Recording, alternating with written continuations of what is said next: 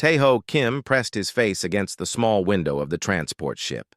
Stars stretched out in all directions like tiny diamonds scattered across black cloth. Somewhere ahead lay Nexus 7, the neutral space station where humanity would meet. The Cathara for the first time. "First diplomatic mission making you nervous?" Dr. So-Young Park asked from the seat beside him. She was the mission leader, a woman with kind eyes and silver hair who had spent years preparing for this moment. "A little," Taeho admitted. He was only 28, the youngest member of their team. As a xenobiologist, his job was to study alien life forms, but he had never imagined he would be meeting living, breathing aliens who could talk back. Jae-min. Lee, their security officer, looked up from his datapad. "Remember the briefing. The Cathara value honor above everything else. They have strict rules about personal space and respect. Do not touch anything without permission." Taeho nodded. He had memorized every detail about the Cathara race. They were tall, humanoid beings with beautiful feathered crests on their heads called plumes. These plumes showed their rank, family history, and personal achievements. The bigger and more colorful the plume, the more important the Cathara. The transport ship shuddered slightly as they docked with Nexus 7. Through the airlock, Taeho could see the massive space station stretching in all directions. Beings from dozens of different worlds lived and worked here in peace. "This is it," Dr. Park said, standing up and smoothing her diplomatic robes. "Remember, we represent all of humanity today. Let us make a good impression." They walked through clean, white corridors filled with aliens Taeho had only seen in textbooks. There were the rock-like granite people, the floating jellyfish creatures called drifters, and many others. Everyone stared at the humans with curious eyes. The meeting hall was enormous, with a high ceiling that disappeared into shadows. Banners from many worlds hung from the walls. At the center stood a raised platform where the negotiations would take place. "The Cathara delegation approaches," announced a mechanical voice. Taeho held his breath. The doors at the far end of the hall opened, and the Cathara entered. They were magnificent. Each one stood nearly 7 feet tall, with lean bodies covered in fine scales that shimmered like metal. But their most striking feature was their plumes. Brilliant feathers rose from their heads in elaborate displays of color and pattern. The Ba, leader of their group, had the most impressive plume Taeho had ever seen. Azure blue feathers with silver edges formed a crown-like display that caught the light with every movement. This had to be Veltar, the warrior diplomat they had read about. Veltar approached the human delegation with measured steps, his golden eyes fixed on Dr. Park as he stopped exactly 3 meters away, the proper diplomatic distance according to Cathara custom.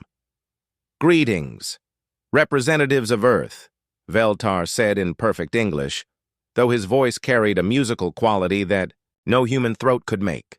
"I am Veltar of the Third Talon speaking for the Cathara Consortium. We welcome you to neutral ground." Dr. Park bowed slightly. "We are honored by your presence, Veltar of the Third Talon. I am Dr. So-Young Park, representing the United Earth government. We come in peace, seeking friendship and understanding between our peoples." The formal greeting continued as both sides exchanged ceremonial gifts and statements of goodwill. Taeho tried to pay attention, but he found himself fascinated by the Cathara biology. Their plumes moved constantly, shifting position to express emotions and emphasize points in their speech. As Veltar gestured toward his fellow diplomats, something caught Taeho's eye. There, buried deep in the magnificent blue plume, was a small, dark spot. It moved slightly, and Taeho's trained eye immediately recognized it as some kind of parasite. His scientist mind began racing.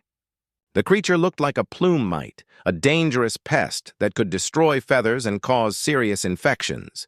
If left alone, it would spread through Veltar's entire crest, possibly causing permanent damage. The formal ceremony continued around him, but Teho could not stop staring at the tiny pest. It was burrowing deeper into the beautiful feathers. Every instinct he had as a biologist screamed at him to do something. Without thinking, Teho stepped forward. "Wait," Dr. Park whispered, but it was too late. Teho reached out toward Veltar's. Plume. The Kithara warrior's eyes widened in shock, but before he could react, Teho's fingers carefully pinched the small parasite and pulled it free. Silence fell over the entire hall like a heavy blanket. Every Kithara present froze completely. Their plumes snapped to rigid attention, a sign of extreme alarm. Even the other alien observers stopped talking and stared. Veltar's golden eyes blazed with fury. His plume spread wide, displaying its full magnificence as his voice rose to a piercing shriek that echoed off the walls. "You dared touch my plume!" The words cut through the air like a blade. Several Kithara delegates stepped backward, their own crests flattening against their skulls in fear. Dr. Park grabbed Teho's arm and pulled him back, her face pale with horror. "I am so sorry," she began, but Veltar's burning gaze stopped. Her words. "Do you understand what you have done, human?" Veltar's voice shook with rage. "To touch another's plume without permission is the greatest insult possible among our kind. It is a violation of everything we hold sacred." Teho felt his heart hammering in his chest, but he held up his hand. In his palm sat the small, dark parasite, still wriggling. "Please," he said quietly. "I saw this creature in your feathers. It was going to hurt you." Veltar looked down at Teho's open palm. His expression changed from rage to confusion as he saw the tiny pest. The other Kithara delegates crowded closer, their crests rising in amazement. "A plume might," one of them whispered. "It would have destroyed his entire crest." Veltar stared, at the parasite, then at Teho's earnest face. Something strange was happening. The fury in his golden eyes was fading, replaced by something else entirely. He pressed a taloned hand to his chest, where his heart was beating in an unfamiliar rhythm. "You," he began, then stopped. Ancient words from Kithara legend echoed in his mind. The Kethmaran, the sacred bond that formed when someone acted selflessly to protect another's honor plume. It was supposed to be just a myth. "You acted to preserve my plume," Veltar said slowly, as if testing the words. "Without thought for yourself, without understanding our ways, you saw only that I was in danger." The other Kithara began whispering among themselves in their musical language. Dr. Park looked confused, unsure whether this was good news or very bad news. Veltar straightened to his full height. When he spoke again, his voice carried a strange mixture of respect and challenge. "Human Tai-Ho Kim, you have done something that should be impossible. By law, I should demand combat for the insult to my plume. But by older law, by the most ancient of our traditions, I am bound to offer you a choice." He paused, his golden eyes never leaving Teho's face. "You must undergo the trial of understanding. 7 rotations on our homeworld, learning our ways, proving your worth. If you succeed, you will be honored among the Kithara forever. If you fail," his voice grew hard, "you will be exiled from all Kithara territory for the rest of your life, and your people's hopes for alliance will die with your failure." Teho looked at the tiny parasite in his palm, then back at Veltar's magnificent plume, now safe from harm. Despite the danger, despite the fear in Dr. Park's eyes, he felt something stirring in his own chest. A warmth, a connection he could not explain. "I accept," he said simply. For the first time since entering the hall, Veltar's stern expression softened slightly.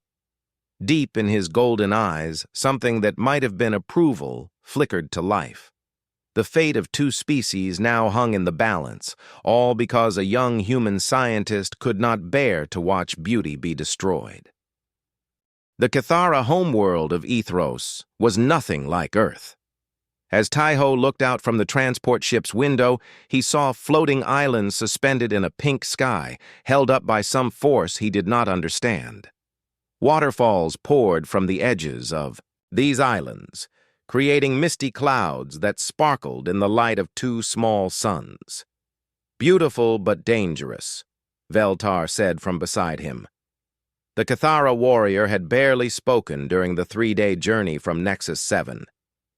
"Many who come here never learn to see beyond the beauty to understand what lies beneath." Taiho nodded nervously. Dr. Park and Jamin had wanted to come with him, but the trial of understanding was something he had to face alone. Only humans and Cathara were allowed on this sacred journey. Their ship landed on a platform made of smooth white stone. The air smelled of flowers and something else, something ancient and wild. Taiho took a deep breath and immediately felt dizzy. The oxygen levels were different here. "Your body will adjust in a few hours," Veltar said, noticing Taiho's discomfort. "Come, Elder Korthek waits for us." They walked through a city unlike anything Taiho had ever imagined. The buildings seemed to grow from the ground like enormous trees, their walls covered in living vines that bloomed with bright flowers. Kithara citizens stopped to stare at the human, their plumes rustling with curiosity. The elder's dwelling sat at the center of the city, a massive structure that twisted up toward the sky like a spiral shell.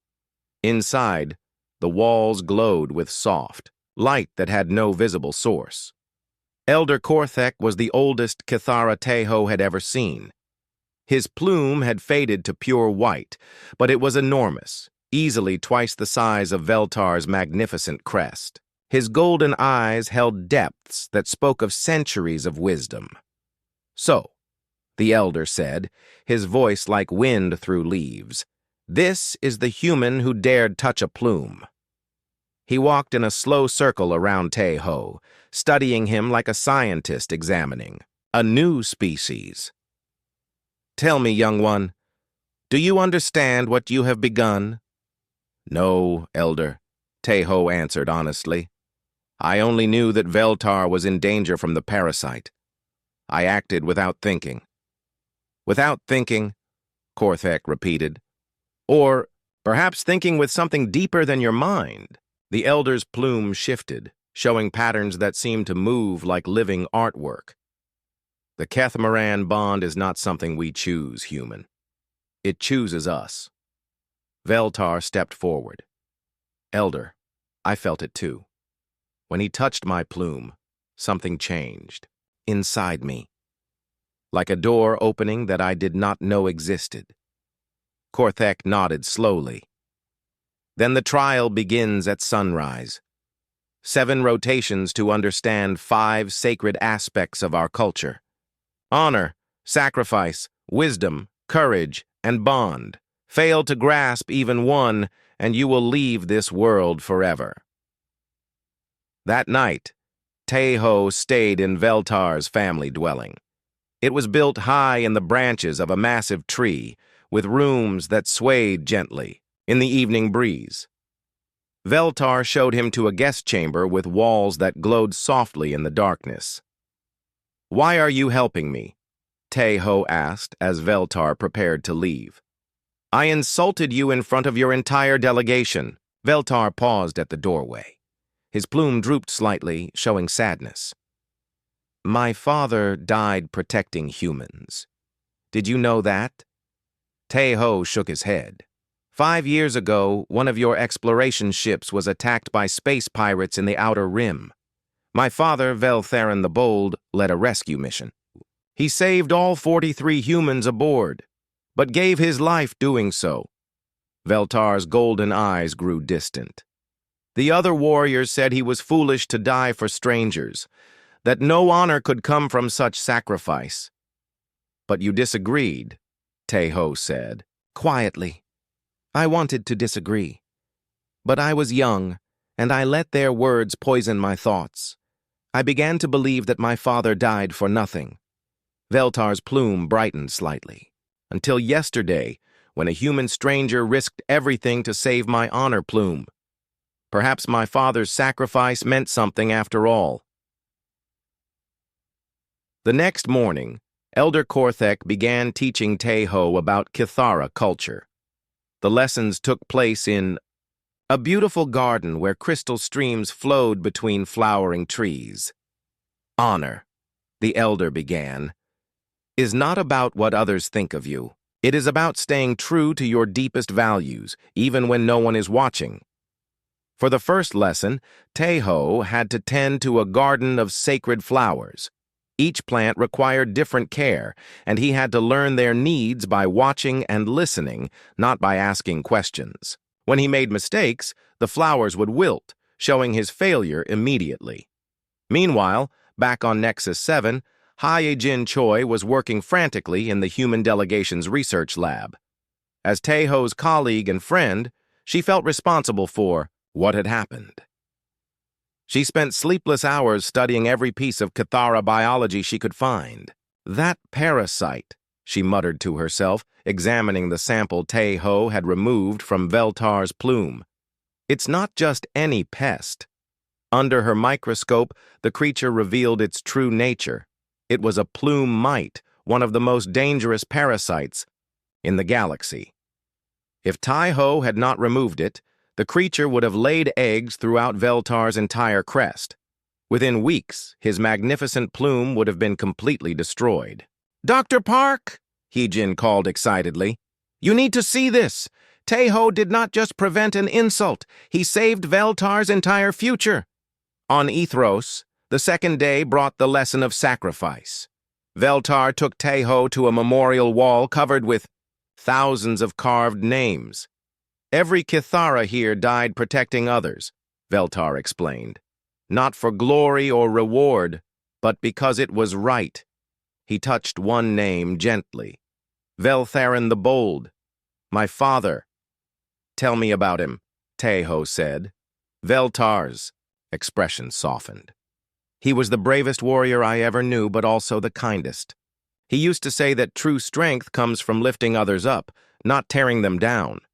For this lesson, Tae-ho had to give up something precious to help strangers. He chose to donate his emergency food supplies to a family of Kithara refugees, who had lost everything in a recent storm. When Veltar asked why, Tae-ho simply said, "Because your father would have done the same." The third day focused on wisdom. Elder Korthek presented Tae-ho with an ancient puzzle box covered in Kithara symbols. "This has been passed down for 1,000 generations," the elder explained. "It can only be opened by understanding, not force." Tae-ho spent hours studying the symbols, but they made no sense. Frustrated, he was about to give up when he noticed Veltar watching from across the garden. The Kithara's plume was displaying patterns that matched the symbols on the box. "You are trying to help me," Tae-ho realized. Veltar's plume shifted to show approval. Wisdom is knowing when to accept help from friends. Together, they opened the box.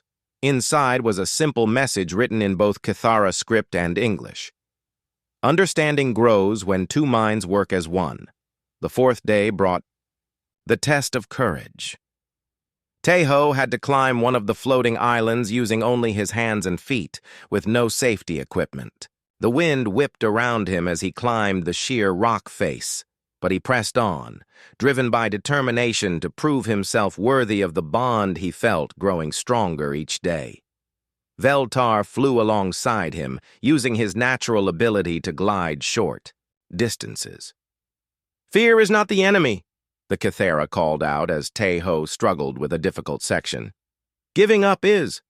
At the summit, they sat together watching the sunset paint the sky in brilliant colors. Veltar shared stories of his childhood, while Tae-ho talked about growing up on Earth. Despite their different worlds, they discovered many similarities in their dreams and fears. On the final day, Elder Korthek led them to a sacred grove where ancient Kithara had once formed their first bonds with other species. "Bond," the elder said, "is the most sacred aspect of all. It cannot be forced or faked. It simply exists, or it does not. He handed Teho and Veltar each a crystal pendant. These will glow if your bond is true. If not, they will remain dark, and the human must leave forever. Teho held his breath as he pressed the crystal to his chest. Slowly, warmly, it began to glow with soft blue light. Veltar's crystal shone with the same gentle radiance. "Impossible," Elder Korthek whispered, his ancient eyes wide with wonder. "The crystals show not just friendship, but Kethmaran. The sacred bond has not appeared for over 1,000 years." As the crystals pulsed in harmony, Teho felt something amazing happen. He could sense Veltar's emotions, feel his joy and amazement. And somehow, he knew that Veltar could feel his thoughts too. "What does this mean?" Teho asked. Elder Korthek smiled, his white plume shimmering with approval. "It means, young human, that you and Veltar are no longer just friends. You are bond brothers, connected for life. And that changes everything." The celebration lasted 3 days. Kithara from across Ethros came to witness the first Kethmaran bond in 1,000 years. Teho found himself overwhelmed by the attention, but Veltar stayed close, helping him understand the endless ceremonies and rituals. "Your people seem happy about this bond," Teho said as they watched dancers perform in the great plaza. Their movements mimicked the flight patterns of ancient Kithara warriors. "Happy and nervous," Veltar replied. His plume shifted to show mixed emotions. "Change frightens many, even when it brings good things." Elder Korthek approached them through the crowd. His ancient face looked troubled despite the festive atmosphere around them. "Bond brothers," he said quietly, "we must speak privately. Dark news comes from the outer worlds." They followed him to a quiet chamber deep within the elders' dwelling. A communication device sat on a crystal table, its screen flickering with urgent messages. "The Scarlex Empire has attacked 3 of our colony worlds," Korthek explained. "Their new weapon is unlike anything we have seen before. It targets our nervous systems through our plumes, causing instant paralysis." Teho felt his blood run, cold. Through their bond, he sensed Veltar's growing alarm. "How many casualties?" Veltar asked. "Thousands. Our fleets cannot get close enough to fight back. The weapon affects any Kithara within range." The elder's plume drooped with grief. "We are defenseless against this technology," a new voice cut through their conversation. "Perhaps not entirely defenseless." They turned to see Regent Velandra, Veltar's mother, standing in the doorway. She was a formidable woman, her silver-edged plume marking her as one of the highest military commanders in the Kithara fleet. Her golden eyes, so similar to her son's, burned with fierce determination. "Mother," Veltar said, standing quickly, "what brings you here?" "Reports of my son forming impossible bonds with aliens," she said dryly. "And now, apparently, our only hope against the Scarlex threat." She studied Teho with the same intensity she might use to examine a new weapon. "Human, what do you know of biomedical shielding?" Teho blinked in surprise. "Quite a bit, actually. It's one of my specialties. We use bioshields to protect researchers working with dangerous organisms. Could such shields protect our people from neural weapons?" "Maybe," Teho said slowly, his mind racing. "But it would need to be calibrated to Kithara biology. I would need detailed scans of your nervous system, particularly how it connects to your plumes." Velandra's expression grew grim. "That would require extensive physical contact. No Kithara has ever allowed such intimate study by an outsider." Through their bond, Teho felt Veltar's sudden surge of determination. The Kithara warrior stepped forward. "I volunteer," Veltar said firmly. "Son, you cannot be serious," Velandra protested. "To allow such complete access to your plume structure would be necessary," Veltar finished. He looked at Teho with absolute trust. Our Bond brother saved my Plume once already. I trust him to do so again. The next few hours were a whirlwind of activity. Captain Dongwook Han arrived with a human medical ship, bringing Dr. Park and the entire research team. Hyojin Choi practically bounced with excitement when she saw the advanced Kithara biological data they would be working with. "This is incredible," she whispered to Taeho as they set up their equipment. "We're about to learn more about Kithara, biology than any human has ever known." The procedure took place in a sterile medical bay aboard the human ship. Veltar lay still on an examination table, while Taeho carefully attached sensors to his plume. Each feather had to be individually mapped, showing how neural pathways flowed through the magnificent crest. "This might feel strange," Taeho warned, as he began the deep scans. "It already feels strange," Veltar replied, with what might have been humor, but also right somehow. As the scans progressed, something unexpected happened. The bond between them seemed to strengthen and deepen. Taeho found himself feeling Veltar's sensations as if they were his own. When he touched a particular feather, he could sense exactly how it felt from Veltar's perspective. "Remarkable," Dr. Park observed, watching the neural readings. "Your brain patterns are synchronizing. It's as if you're sharing the same nervous system." Hours later, they had their answer. The bioshield design was theoretically possible, but it would need constant adjustment based on real-time neural feedback. Only someone bonded to a Kithara could operate it effectively. "We can make it work," Taeho announced to the assembled group. "But I'll need to stay connected to Veltar during the shielding process. The bond allows me to monitor his neural patterns and adjust the shield accordingly." Admiral Vel Andra studied the plans with a tactical eye. "How many shields can you produce?" "With the right equipment, maybe 50 per day," Hyojin estimated. "But that's not nearly enough to protect entire fleets." "It is enough to protect a strike force," Velandra said grimly. "A small group could get close enough to disable their weapon." Alarms suddenly blared throughout the ship. Captain Han's voice echoed over the communication system. Scarleck's fleet approaching. All hands to battle stations. Through the viewport, they could see the enemy ships emerging from hyperspace. Massive, dark vessels that seemed to absorb light rather than reflect it. At their center was a weapon platform, the size of a small moon. "They have found our homeworld," Elder Korthek said quietly. "The end begins." "No," Veltar said, standing up from the examination table, his plume spread wide in a display of fierce determination. "The fight begins." Taeho felt his Bond brother's courage flowing through their connection. It mixed with his own human stubbornness, creating something stronger than either could achieve alone. "We have the first prototype shield," he announced. "Veltar and I can test it in combat while you prepare more." "Absolutely not," Dr. Park protested. "The shield is untested. You could both be killed." "We could all be killed if we do nothing," Veltar pointed out. "At least this way, we die fighting." The battle for Ethros was unlike anything in recorded history. Human and Kithara ships fought side by side, but they were badly outnumbered. The Scarleck's weapon platform targeted the Kithara vessels first, sending waves of neural disruption that left their crews helpless. Taeho and Veltar flew together in a specially modified fighter, the prototype bioshield humming around them. Through their bond, Taeho could feel the weapon's effects trying to penetrate their defenses and adjust the shield accordingly.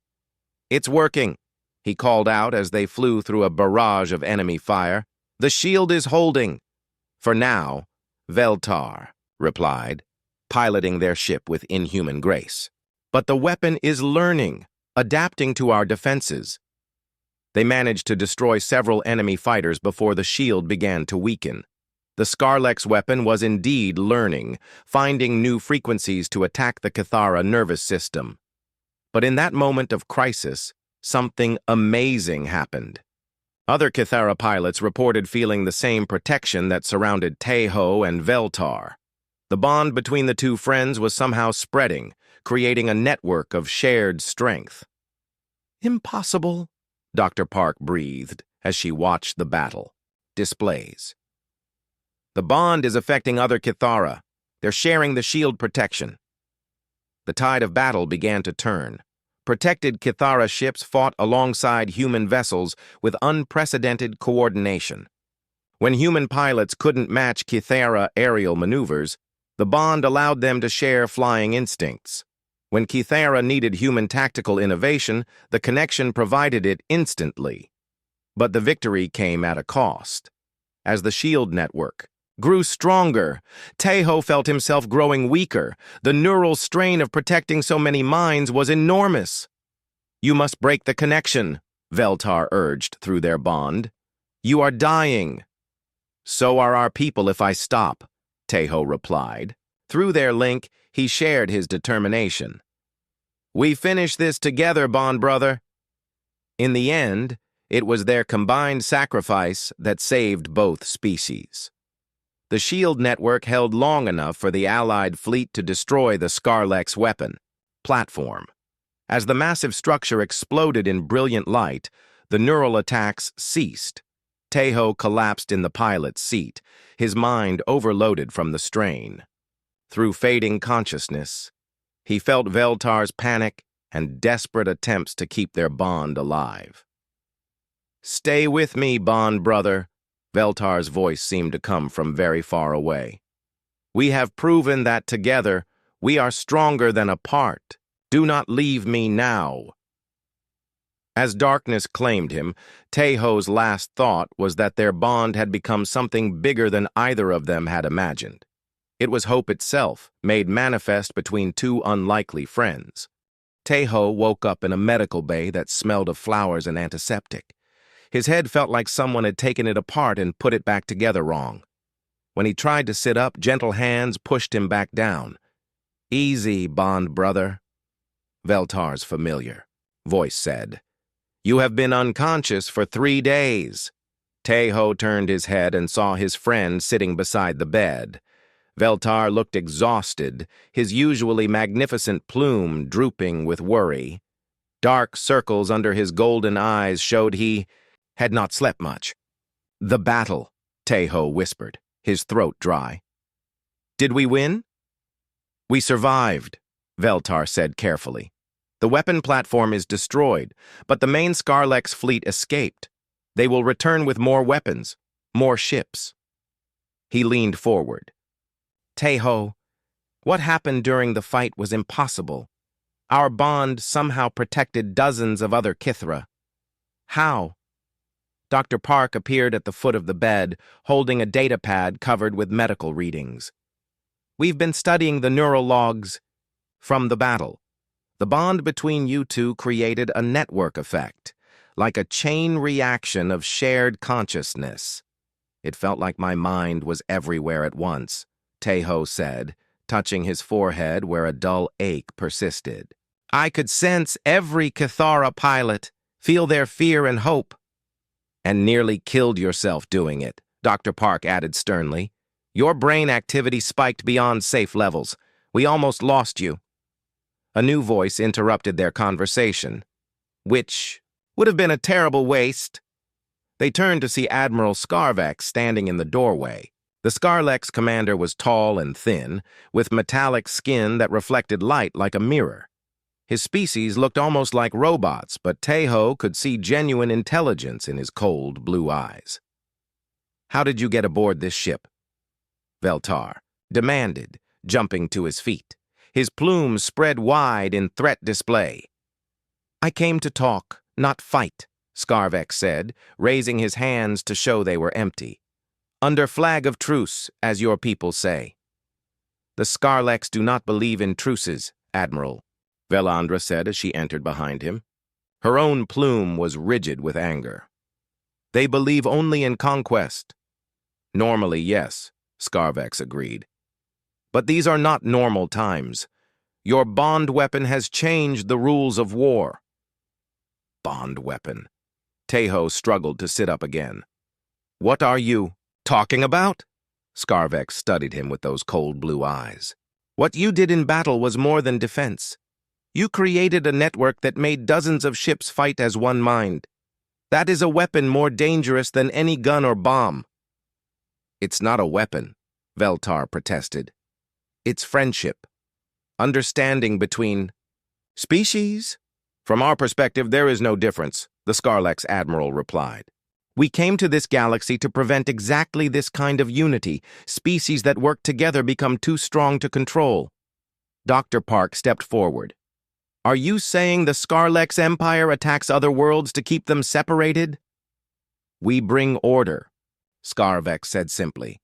Each species in its place, following the natural hierarchy. But bonds like yours threaten that order. He looked directly at Teho. Which is why I have come to offer you a choice. The room fell silent except for the hum of medical equipment. Join us willingly, Scarvex continued, and your people will be spared. We will give humans a place of honor in our empire. Refuse, and we will destroy both Earth and Ethros completely. How many ships? Veltar asked quietly. More than you can imagine. The force you faced was a scouting fleet. Our main armada has 1,000 battleships, planet killers that can turn worlds to dust. Scarvex's metallic face showed no emotion. You have 7 rotations to decide. After the Scarlex Admiral left, the medical bay erupted in heated discussion. Dr. Park wanted to contact Earth immediately. Admiral Velandra spoke of fighting to the last ship. But Teho barely heard them. Through his bond with Veltar, he could sense his friend's turmoil. The Cathara warrior was torn between his duty to protect his people and his loyalty to their friendship. There has to be another way, Teho said finally. What are you thinking? Veltar asked. The bond network? During the battle, it grew stronger, as more Cathara joined it. What if we could expand it further? Include other species? Haye-Jin Choi had been quietly working at a computer terminal in the corner. Now she looked up with excitement. I've been analyzing the neural patterns from the battle. The bond creates quantum entanglement between brain structures. Theoretically, it could work with any sentient species. Theoretically, Dr. Park emphasized, we have no idea what the side effects might be. Over the next few days, volunteers from different species arrived at Ethros. News of the human-Cathara bond had spread throughout the galaxy, and many worlds saw it as their only hope against the Scarlex threat. Jinwoo Park, Teho's younger brother, arrived with a squadron of human starfighters. The brothers had not seen each other in 2 years, and Jinwoo was amazed by the changes in his sibling. You feel different, Jinwoo said as they walked through the Cathara city. More confident, but also more... I don't know how to describe it. Complete, Teho said simply. Like I was missing a piece of myself and didn't know it until I found Veltar. And if this bond experiment kills you? Teho looked at his brother, seriously. Then at least I'll die trying to save the people I care about. The bonding experiments began in Elder Cortex's sacred grove. One by one, volunteers from different species attempted to form connections with human and Cathara partners. Most failed, but a few succeeded in creating weak bonds that lasted only minutes. Nal-Isa, a young Cathara warrior, formed a temporary bond with Lieutenant Sarah Kim, a human pilot. For 30 minutes, they shared thoughts and sensations before. The connection faded. It felt like flying, Sarah reported afterward, her eyes bright with wonder. I could sense the air currents the way she does, feel the wind beneath imaginary wings. And I understood mathematics the way humans do, Nal-Isa added. Numbers became tools instead of mysteries, but the process was exhausting for everyone involved. Even Teho and Veltar found their permanent bond straining under the effort of helping others connect. On the 5th day, scouts reported the arrival of the Scarlex main fleet. The enemy ships blotted out the stars, a dark armada that dwarfed anything the Allied forces could field. 1,000 ships as promised, Admiral Velandra said grimly as they studied the tactical displays. We have perhaps 200 vessels total, and most of those are civilian transports. Numbers don't matter if we can't get close enough to fight, Captain Hahn pointed out. Their neural weapons will disable any Kythera ship before it enters combat range. Not if we expand the bond network, Tejo said. He had been thinking about this moment for days. Veltar and I can anchor a connection that includes every allied ship. Human adaptability combined with Kythera flying instincts, plus whatever abilities other species bring. The strain will kill you both, Dr. Park protested. Maybe, Veltar agreed, but doing nothing will certainly kill everyone. As the Scarlex fleet moved closer to Ethros, the desperate bonding process began. Tejo and Veltar sat in the center of the sacred grove, surrounded by volunteers from dozens of species. Slowly, carefully, they began extending their connection outward. The sensation was indescribable. Tejo felt his consciousness stretching across space, touching minds that thought in ways completely foreign to human experience. There was Granite Captain Thekmor, whose people thought in geological time. Drifter scholar Wispflow, whose jellyfish-like species communicated through color and electricity. Dozens of others, each adding their unique perspective to the growing network. It's working, Hyojin reported from her monitoring station. Neural synchronization is holding steady across all connected individuals, but as the network grew, so did the strain. Tejo felt blood trickling from his nose as his brain struggled to process so many different types of consciousness. Through their bond, Veltar shared his strength, helping to carry the impossible load. Together, bond brother, he whispered, as we have always been. The first wave of Scarlex attacks came just as the network reached its maximum size. Enemy ships fired their neural disruptors, expecting to paralyze the Kythera vessels instantly. Instead, the Allied fleet moved as one organism. Human tactical thinking guided Kythera flying skills. Granite endurance supported drifter speed. Each species contributed their greatest strengths, while the bond network protected them from the Scarlex weapons. Impossible! Admiral Scarvex's voice crackled over the communication channels. No collection of inferior species should be able to resist our technology. We're not a collection, Tejo replied, his voice somehow reaching every ship in both fleets through the bond network. We're a family. The battle that followed would be remembered for 1,000 years. Ship fought ship in graceful, deadly ballet among the floating islands of Ethros. But it was not just a battle of weapons and tactics. It was a battle of philosophies. The Scarlex fought with cold efficiency, each ship following predetermined patterns. The Allied forces fought with passionate creativity, each pilot contributing their own species' unique advantages to a shared strategy that adapted moment by moment. In the end, it was that adaptability that won the day. The Scarlex could not predict or counter tactics that changed constantly, guided by the networked intelligence of dozens of species working together. But victory came at a terrible cost. As the last Scarlex ship exploded in brilliant fire, Tejo felt the bond network collapsing. The strain of connecting so many minds had pushed both him and Veltar beyond their limits. "Hold on!" Veltar gasped as they both collapsed in the sacred grove.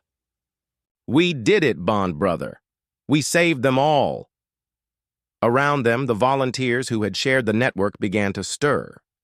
The temporary bonds were fading, but something remained.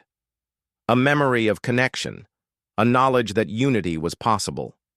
As medical, teams rushed to help the two friends. Elder Korthek knelt beside them with tears streaming down his ancient face. "You have given the galaxy a great gift," he whispered. "But I fear the price may be higher than we can bear." Tejo tried to respond, but consciousness was slipping away. Through their weakening bond, he felt Veltar's thoughts mingling with his own one last time. They had proven that different species could become one people. Now they had to survive long enough to see what that meant for the future. 2 months after the Great Battle, Taeho still could not walk without help. The neural damage from anchoring the bond network had left him weak and shaky. But it was not the physical pain that worried him most. It was the silence in his mind. Tae. Permanent bond with Veltar had changed during the battle. What had once been a warm connection between two friends had become something deeper and stranger. Now their thoughts flowed together like two streams joining a river. Sometimes Taeho forgot which memories were his own. The separation is becoming harder to maintain, Master Healer Krindel observed as she examined both patients. The ancient Kithara was even older than Elder Korthek, her white plume so large it seemed to glow with its own light. Your minds are merging. Soon you may not be two individuals at all. Dr. Park looked up from her medical readings with concern. Is that dangerous? Unknown, Krindel replied honestly. This type of bond has not occurred in over 1,000 years. The last recorded case was between a Kithara explorer and a being from the distant Magellan galaxies. Both vanished into deep space shortly after their bond completed its evolution. Veltar, who had been sitting quietly beside Taeho's bed, finally spoke. What are you saying? That we are becoming some kind of shared consciousness? Bridge souls, Krindel said softly. Beings destined to unite different species, to become living symbols of cooperation. But the transformation comes with a price. What price? Taeho asked, though part of him already knew the answer from Veltar's memories. You can never fully return to your original lives. The bond will continue to deepen until you are neither fully human nor fully Kithara, but something new entirely. News spread quickly through both the human and Kithara communities. Reactions were mixed and often heated. Some saw Taeho and Veltar as heroes who had saved the galaxy. Others viewed them as dangerous mutations that threatened the natural order. War Chief Thekmar was the loudest voice of opposition among the Kithara. His brown and gold plume marked him as a traditionalist from one of the oldest warrior families. This bond is an abomination, he declared during a council meeting in the Great Hall. Our ancestors fought for thousands of years to preserve Kithara, purity. Now we are asked to celebrate its destruction. The bond saved our world, Admiral Velandra pointed out sharply. Without it, we would all be dead or enslaved. Better dead with honor than alive as mongrels, Thekmar shot back. The argument might have continued, but Elder Korthek raised his hand for silence. The question is not whether the bond should exist. It does exist. The question is what we do with this new reality. Meanwhile, on Earth, Director Yoon Seo Kim was dealing with similar controversy among human leadership. As the head of colonial affairs, she had received hundreds of reports about the implications of the bond phenomenon. Some of our scientists want to study these bonded individuals like laboratory specimens, she reported during a video conference with Dr. Park. Others are terrified that the bonds will spread and fundamentally change human nature. And what do you think? Dr. Park asked. Director Kim was quiet for a moment. I think we're facing the next step in galactic evolution. The question is whether we embrace it or fight it. Back on Ethros, Taeho and Veltar were learning to navigate their deepening connection. Simple tasks had become complicated when neither was sure whose hands were moving or whose thoughts were guiding their actions. This morning I tried to groom my plume, Veltar said with rueful humor. Except I don't have a plume. Those were your memories of combing your hair. And I spent 10 minutes looking for breakfast insects before I remembered that humans don't eat bugs, Taeho replied. Well, most humans don't. Despite the confusion, there were benefits to their merged consciousness. They could communicate without words, share knowledge instantly, and coordinate their movements with perfect precision. When working together on a problem, their combined intelligence was greater than the sum of its parts. But the real test came when a new crisis emerged. Long-range sensors detected another Scarlex fleet approaching, this one even larger than the first. Apparently, the Empire had decided that the bond phenomenon was too dangerous to ignore. "We can't create another network," Dr. Park said firmly during the emergency council meeting. "The strain nearly killed Tae-Ho and Veltar last time. A second attempt would definitely be fatal." "Then we find another way," Veltar said. Through their bond, Tae-Ho felt his friend's determination burning like a star. "What if we don't need to create a new network?" Tae-Ho said slowly. "What if we could teach others to form permanent bonds on their own?" The idea was radical. Instead of temporary connections anchored by Tae-Ho and Veltar, they would help other individuals from different species form their own lasting partnerships. "The Bridge Soul Academy," Elder Cortex suggested. "A place where beings from different worlds can learn to understand each other deeply enough to bond." The first class consisted of 12 volunteers, 6 humans, and 6 Cathara, who had fought together during the battle. Among them were Jin Woo and Nalisa, who had shown promising compatibility during the network experiments. Teaching others to bond proved more difficult than expected. The process required not just emotional connection, but a willingness to fundamentally change who you were. "You're trying too hard to stay human," Tae-Ho told his brother during one training session. "The bond requires letting go of some of yourself to make room for your partner." "That's easy for you to say," Jinwoo replied with frustration. "You and Veltar had some kind of mystical instant connection. The rest of us have to work at it."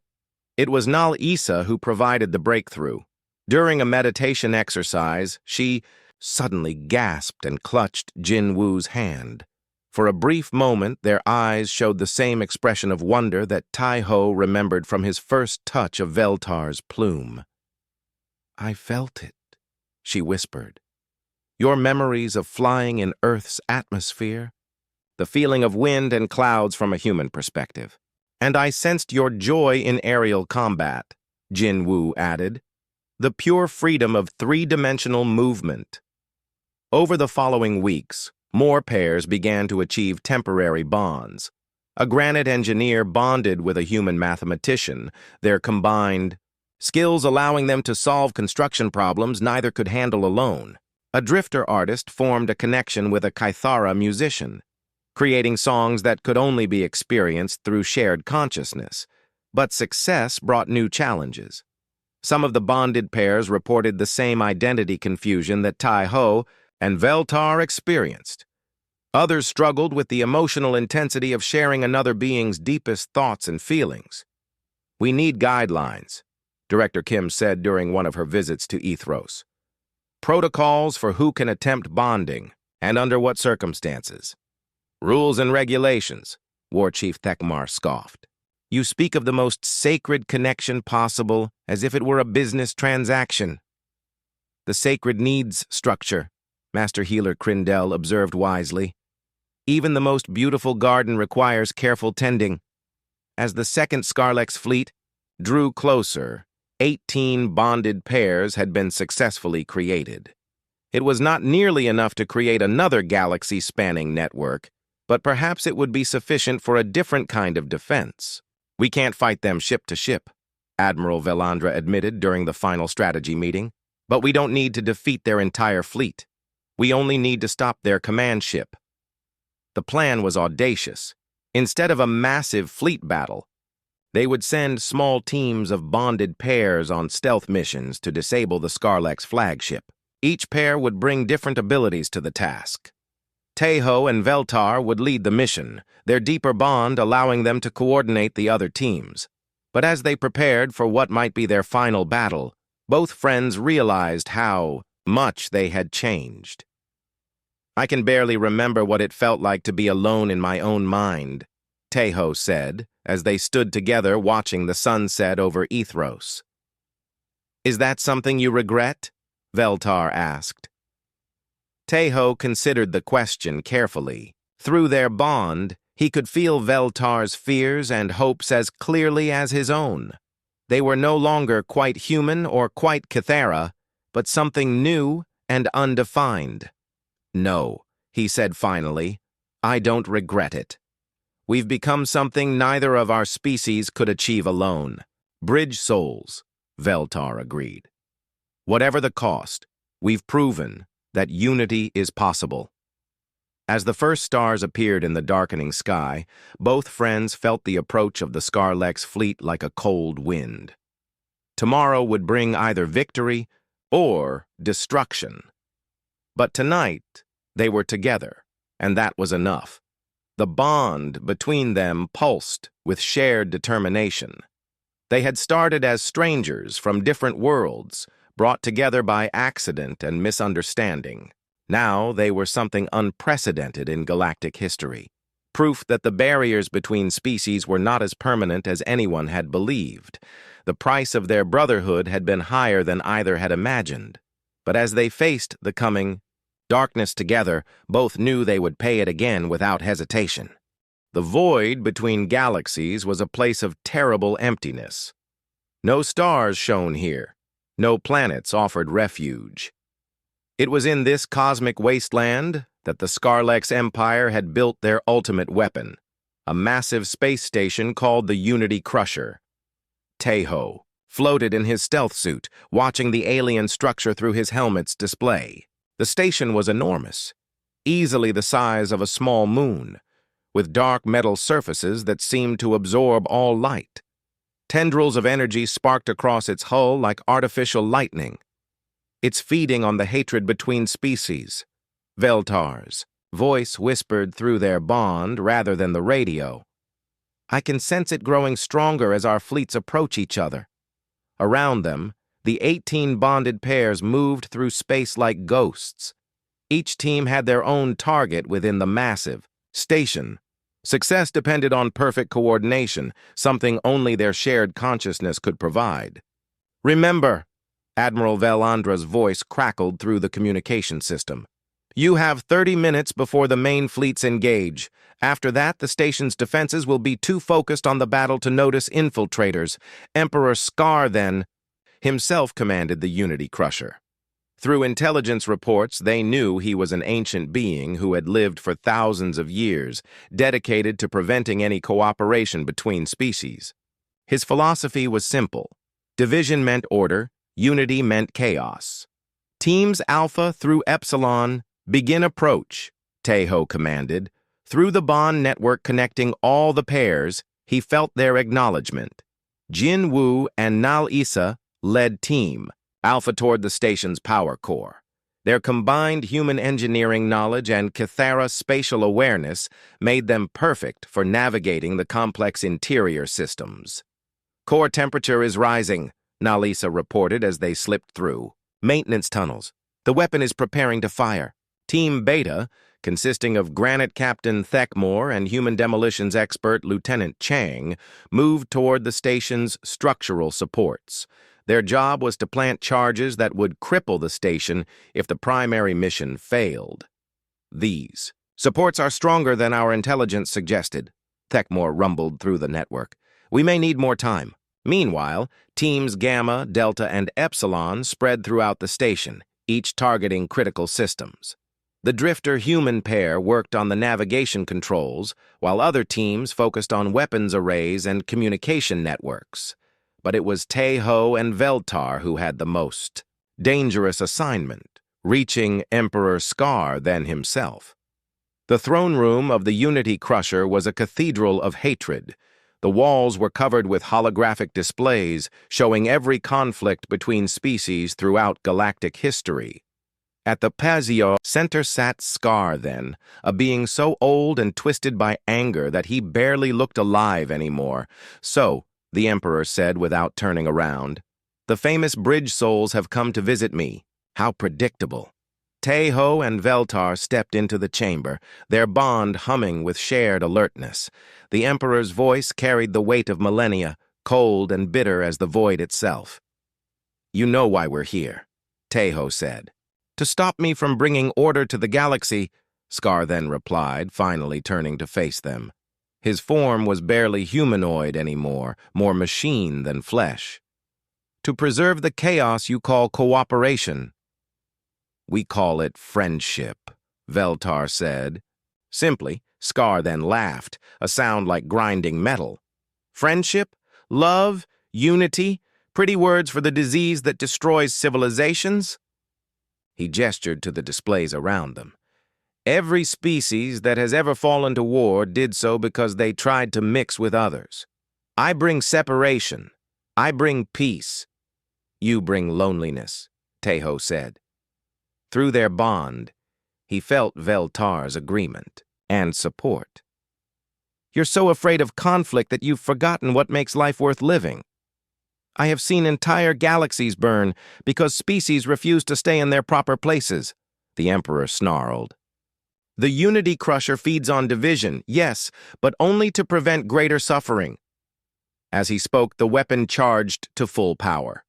Through the bond network, Tejo felt the other teams racing to complete their missions.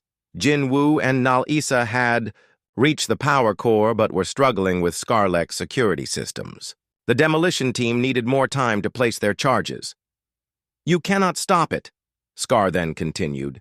The weapon will fire in moments, sending waves of pure hatred across the galaxy. Every alliance will crumble. Every friendship will turn to suspicion. Order will be restored.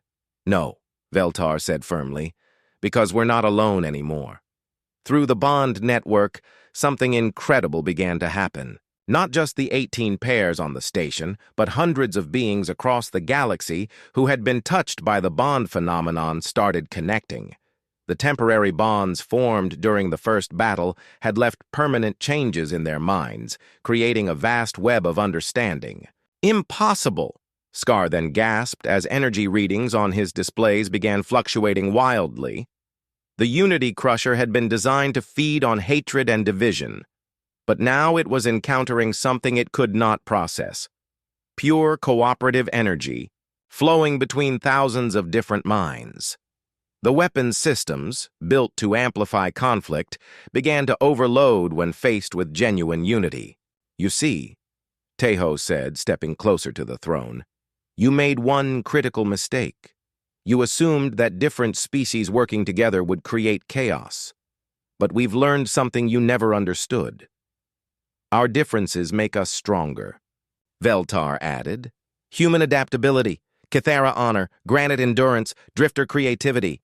Every species brings something unique to the whole. The Unity Crusher began to shake as its core systems overloaded. Through the bond network, Tejo felt the other teams completing their missions. The power core was destabilizing, structural. Supports were weakening, and weapon arrays were shutting down. But more importantly, he felt something else. Hope spreading across the galaxy like ripples in a pond.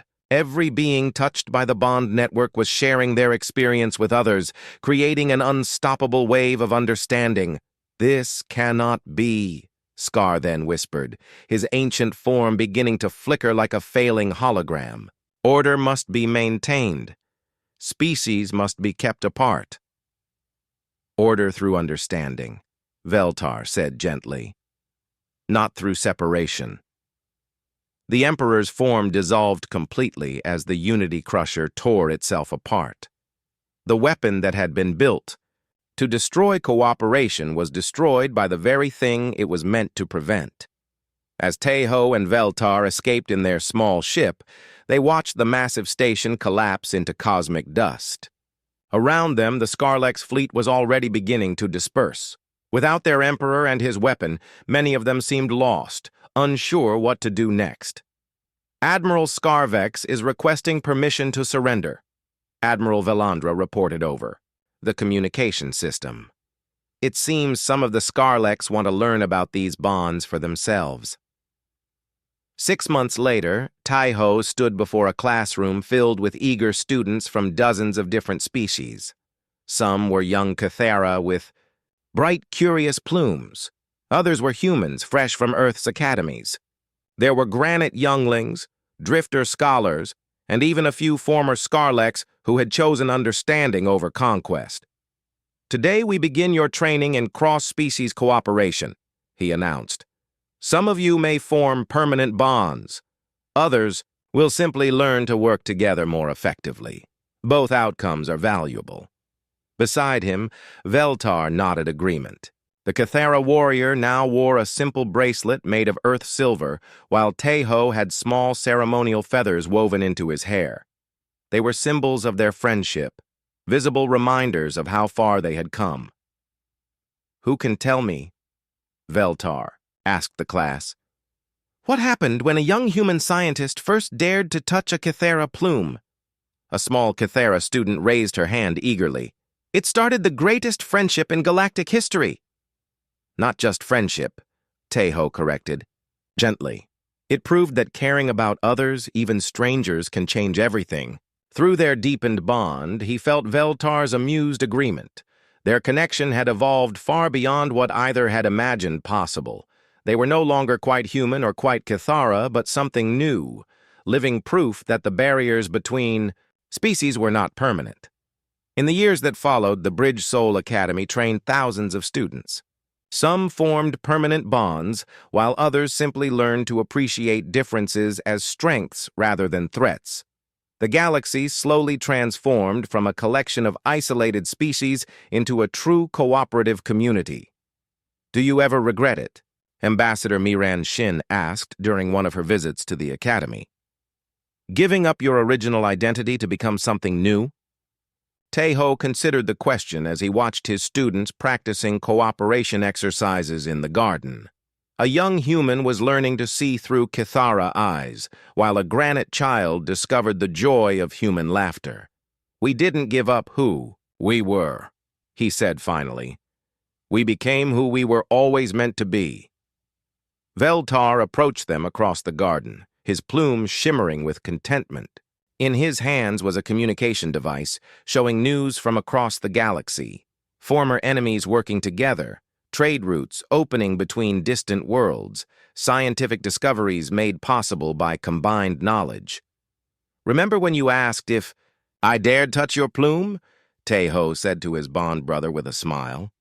"Best thing that ever happened to both of us," Veltar replied, playfully ruffling his magnificent crest. "Though I still say you could have asked first." They both laughed, a sound that harmonized perfectly despite their different species. Around them, students from dozens of worlds continued their lessons, learning that understanding was always possible between any two beings willing to reach out and touch another's heart.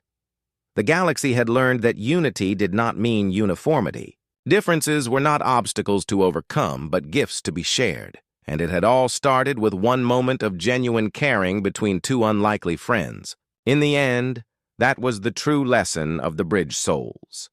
That love, in all its forms, was the most powerful force in the universe. Strong enough to span the void between worlds, strong enough to change everything. The stars themselves seemed to shine a little brighter, as if approving of what the galaxy had become.